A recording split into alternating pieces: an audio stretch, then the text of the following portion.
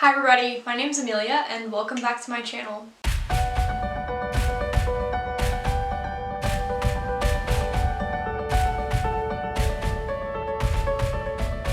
Okay you guys, so this feels weird first of all because I'm sitting down to film and I haven't done this in a long time.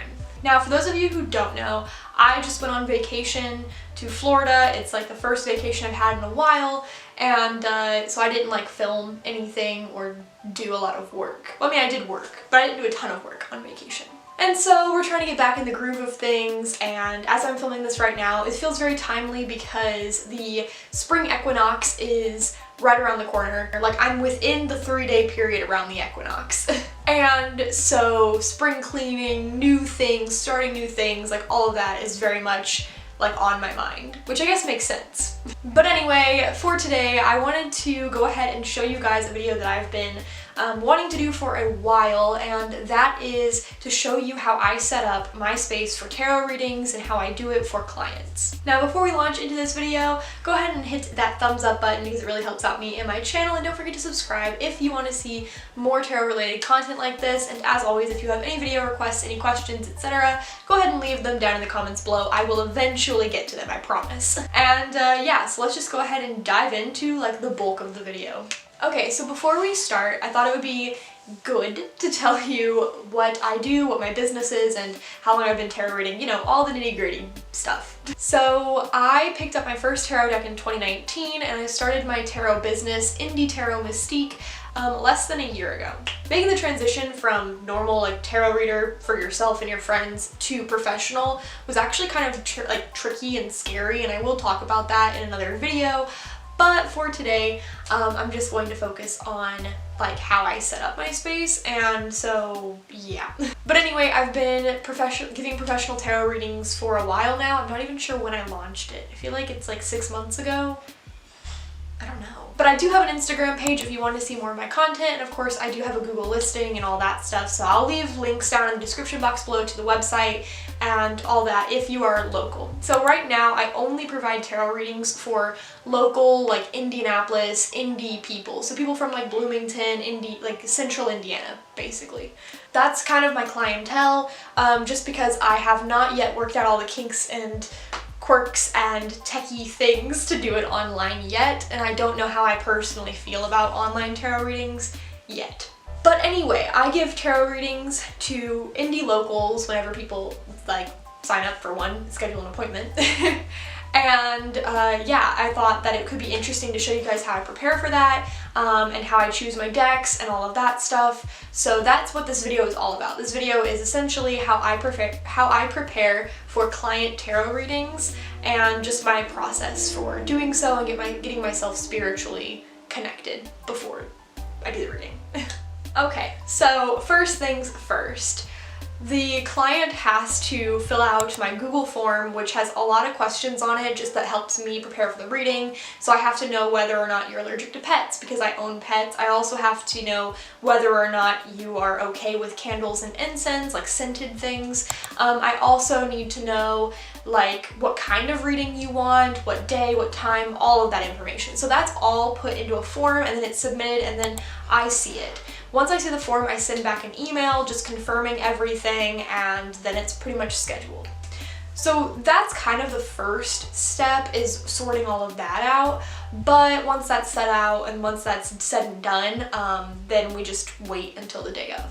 So on the day of the tarot reading, the first thing I do, which actually sometimes happens before the day of, it depends on when the tarot reading is I completely clean my space again. So I will sweep, vacuum, dust, just clean up, because the space can get kind of messy in between readings just because I live my life, so yeah. But yeah, so the first thing I do is just clean the space, wipe everything down, just make sure it smells clean, make sure it is clean, like all that good stuff. Once I have cleaned the space, this is where the spiritual side of the tarot reading really starts to shine through.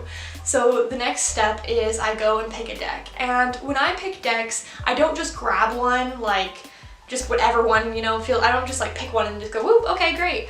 I have a process to it. So if you guys have seen my Tarot Quirks video, I mentioned that I always ask my deck if they are willing to do the reading.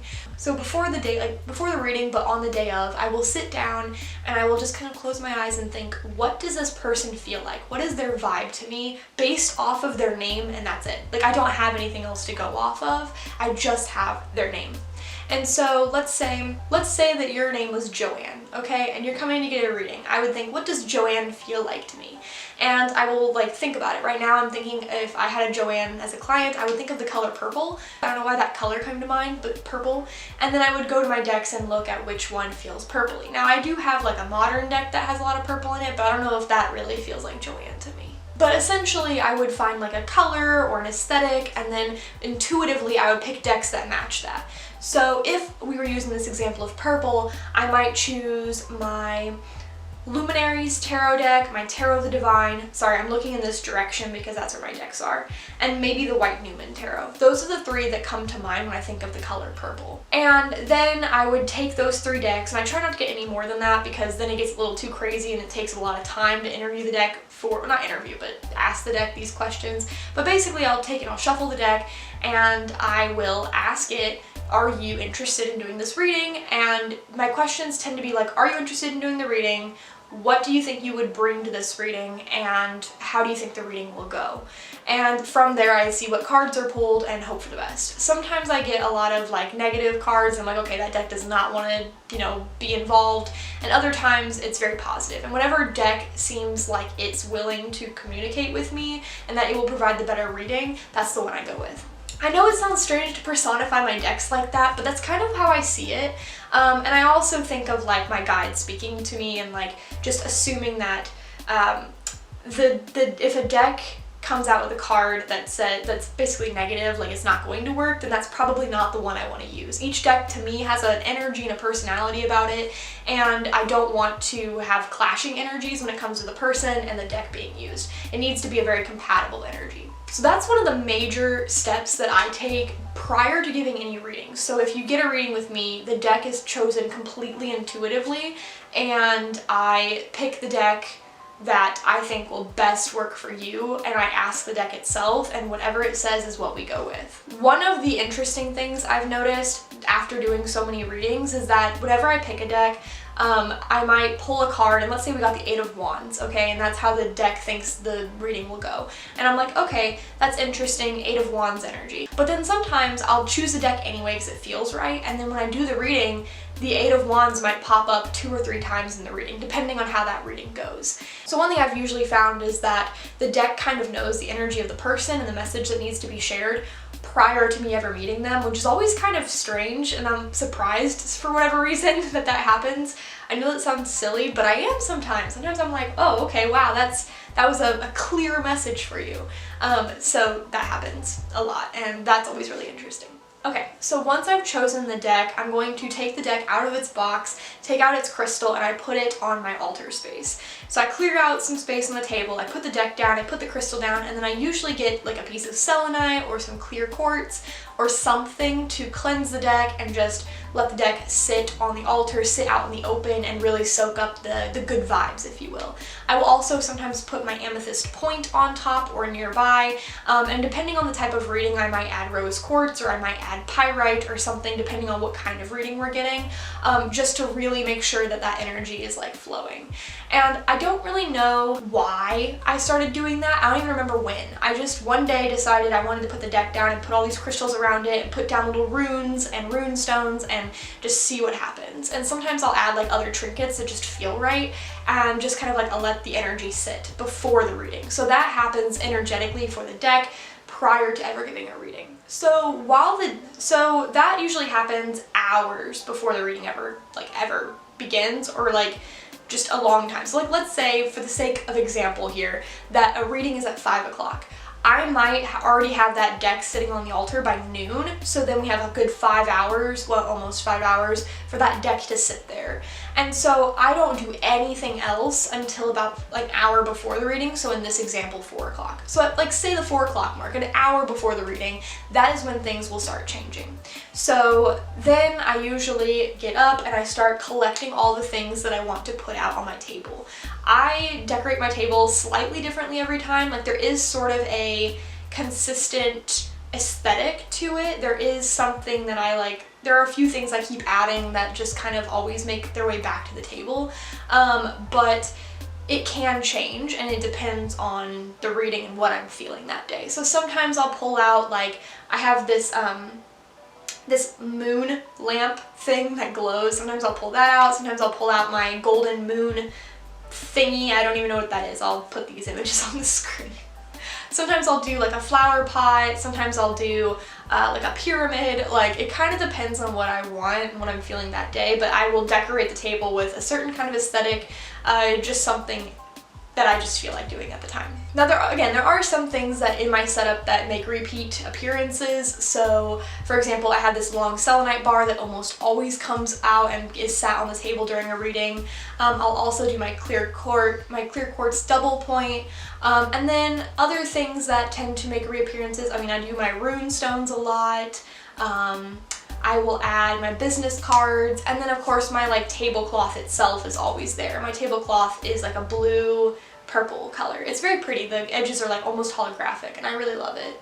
I found it at Goodwill, so that's like really cool. But yeah, so I will set up the table pretty much, and I will have put some B-roll up on the screen. Future Amelia, if you didn't do that, but I would do that. So this is kind of how my setup looks. I would say setup takes me maybe 10-20 minutes at most, at least for the table part. And at this point I will also choose an oracle deck, and the crystals that are associated with the deck also end up on the table, just so that way the deck is pretty much always with its crystal. So I will have that going. I'll take the decks out of their boxes and just set them up and get them ready. I will also knock on them 3 times because that's something I personally like to do, as well as shuffle them a bit before the reading before the client even shows up. So the next part of my setup is probably the one that gives me the most anxiety, I think, because it makes me feel like this is real, we're doing this, like now it's time to get into work mode. Like everything up until this point is just kind of fun and exciting, and I love setting up the table, so I don't really think much about like, oh my gosh, we're doing a reading in an hour. But around the 30-minute mark, I will put up my signs. So I have, at the moment, 3 signs that I put up. One is just to direct people to the correct door. I have one that I put up outside of the door, and then I have another sign that I put by the road, so if someone's driving by, they know where to stop. So I'll put those up. Once my signs are up and everything is good, then I will come back in, and that is where the spiritual experience really like takes off. So the next thing I will do is incense cleanse my space. So I will light some incense, and usually I keep incense on the table. Sometimes I burn it during the readings, but most of the time I don't, especially if the reading is going to be an hour long, because that's just too much incense and I think it can kind of overload the senses. So I try to keep it very minimal, and I try not to overwhelm the space with incense smoke. But I will light some incense, and I will incense cleanse my decks, usually the tarot deck first, and then any accompanying tarot decks or oracle decks. And then I will also cleanse like the table. I will cleanse the space around both chairs. I cleanse myself. I just wand the incense around my body, and then I will make my rounds around the room, kind of like creating an energetic seal in a sense of like, this is the space that the person's energy and my energy, this tarot reading, stays, and it does not leave this space. And then I will also cleanse the doorway in which the people enter. So this part is really important, I think, because it helps calm me down for when I think incense is very calming, and it's the first moment where I really like slow down and take deep breaths and focus on the soothing presence of the smoke, and focus on cleansing the space and really preparing it. I usually put out the incense, and I don't burn it during long readings, like I said, because it will kind of create too much of a strong scent in the space. But before that, it's just a really nice thing to do, and I think it's really calming. Once the space is cleansed, I usually have about 10 to 15 minutes left, and I will sit down in my chair, and this is where I start meditating. So I have 3 chakras that I really meditate on. Sometimes I'll go to the 4th, but there's really just 3 that I focus on, and that is my heart, my throat, and my 3rd eye. So I will sit down with crystals that are associated with each color. So if we're doing like heart chakra, I will hold a green crystal to my heart chakra and I will close my eyes and take deep breaths, and then I will say little mantras to myself like I work through love, and I am love, and I feel safe and comfortable in my environment, that kind of thing. And I will move up to like a blue crystal to my throat chakra and say I speak clearly, I speak honestly, like those sorts of mantras. And then to my third eye. And my third eye, sometimes I will just tap it with my fingers, just like press the space between on my brow, I guess. And that is to kind of awaken that part of me. I feel like when I do that, that's really the beginning of the reading for me, even though the person might not even walk through the door. Like even just doing it now, I feel like I'm kind of coming awake in a way. But I do a lot of meditation prior to anybody ever entering, and this is for a couple reasons. For one, the deep breaths and the focusing on the meditation calms me down because I can get very nervous to meet new people and to do a reading because I never know what's going to come up in a reading. And sometimes readings are really challenging because they can be really hard, they can bring up hard topics, and that can sometimes worry me because I'm unsure of how people are going to respond. And of course, I don't want anybody to walk away feeling super negative or frustrated or upset about their circumstances or about the reading itself. And so I have a lot of this, like, I think the deep breathing really helps to calm me down prior to delivering those messages. But it also stands as a way to really connect myself and ground myself before a reading and to really connect with my spiritual self, my higher self, etc. I've said self a lot. So by this point, after I've meditated, I may have a few minutes left, and I try not to worry myself too much. I usually actually get on Instagram and I scroll through kind of mindlessly, or I will just be on my phone, text people, that kind of thing. And the reason I do that is just because I want to distract myself from like the waiting, but also I need to keep track of time, and I need to be prepared when I see them walk up through the door. So then the reading begins. I welcome the person inside, we sit down, we start talking, and then I begin like pulling cards. And the reading is very straightforward. It's just how I would do a normal tarot reading with myself, pretty much, except I'm interpreting it for someone else, you know. So if you read with tarot, then it's honestly very similar, just you're interpreting it for somebody else. So we do the whole reading, and once the reading is done, of course, I thank people, and then I lead them to the door, and they go on their way. And after this, I clean up. So all the cards have already been picked up by this point because I usually pick them up before leaving the table. I don't just leave the reading open. I feel like that just leaves it open in like an energetic way, and I don't like that. So I like to close the reading, close the cards, put it all away, knock the cards before I ever leave that table, before I ever stand up in the first place. But once the person has gone, the client is, you know, on their way home or whatever, then I will begin cleaning up. And so typically the cleanup and tear down of the tarot setup is kind of like, there's no real order to it. I will bring in the signs, I will move all the stuff off the table, fold up the tablecloth, all that. But there's not really a specific order that I like to take it down in. I just kind of clean up. So once all this stuff has been cleaned up and put away, I will take the deck and I will put it back on the altar space overnight. So the deck sits on the altar with its original crystal and nothing else, and just sits there until the next day. I will sometimes shuffle it again, sometimes knock it a few more times, but just leave it on the altar, and I do not put it back in its box until the next morning, basically because I feel like it needs a break, it needs a rest before joining its peers on the shelf. And so I also spend that time like thanking my guides, thanking spirit, thanking the universe for the opportunity, and really spending some time in gratitude after a reading, especially if the reading is particularly difficult, because I find that it can sometimes be emotionally like heavy, and I want to make sure I feel light and make sure that I thank the universe for the opportunity to be of help and to be of service to someone, but at the same time I want to make sure that I'm feeling protected and safe. And like I said, the last thing I do is the next morning when I put the deck back on its shelf in its box, and that sort of ends it for the entire process. Of course, now there could be another reading the next day, and then of course the whole process sort of starts over, but I use a different deck. I almost never use the same deck back to back. It has happened a couple times with White Newman because that deck in particular really loves to read for other people. I don't know why, but she does. So that sometimes happens, but for everybody else, it's sort of like, okay, you had your moment, I'm going to pick someone else to read, just because I don't want to use the same deck over and over and over and like wear it out, or make it to the point where the deck is giving me inaccurate readings because spiritually and energetically it is exhausted. And that has happened. I have talked about how some decks I have will give me funny readings or not quite accurate readings, and I'll have to put them all back in order, like every card back in order, and then put it on the shelf or cleanse it or something in order to get it out of that state. But yeah, so as a professional tarot reader, those are the steps that I take to perform a tarot reading and to prepare myself and my space for a reading for a client.